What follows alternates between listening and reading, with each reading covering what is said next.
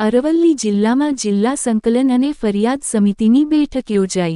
અરવલ્લી જિલ્લાના મુખ્યમથક મોડાસા ખાતે કલેક્ટર કચેરીમાં જિલ્લા સમાહર્તા પ્રશસ્તિ પારીખની અધ્યક્ષતામાં અને આદિજાતિ વિકાસ, અન્ન અને નાગરિક પુરવઠા મંત્રી પી.સી. બરંડાની ઉપસ્થિતિમાં જિલ્લા સંકલન અને ફરિયાદ સમિતિની મહત્વની બેઠક યોજાઈ। બેઠકમાં જિલ્લાના વિવિધ પ્રશ્નોના નિરાકરણ માટે ચર્ચા કરવામાં આવી। આ બેઠકમાં રોડ રસ્તાના રિપેરિંગ, નડતરરૂપ વૃક્ષોના નિકાલ અને રસ્તાઓને લગતી સમસ્યાઓ પર વિસ્તૃત ચર્ચા થઈ। આ ઉપરાંત નિવૃત્ત કર્મચારીઓના પેન્શન, સરકારી લેણા, કર્મચારીઓને મળતા લાભો અને લોકોની અરજીઓના ઝડપી નિકાલ અંગે પણ મહત્વની ચર્ચા હાથ ધરાઈ। વહીવટી કામગીરીને વધુ અસરકારક અને પરિણામલક્ષી બનાવવા માટે જિલ્લા સમાહર્તાએ અધિકારીઓને માર્ગદર્શન આપ્યું। બેઠક દરમિયાન નવનિયુક્ત મંત્રી શ્રી પી.સી.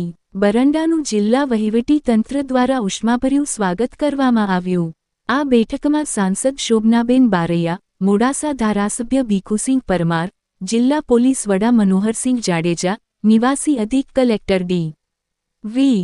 મકવાણા સહિત જિલ્લા સંકલન સમિતિના અન્ય અધિકારીઓ ઉપસ્થિત રહ્યા હતા।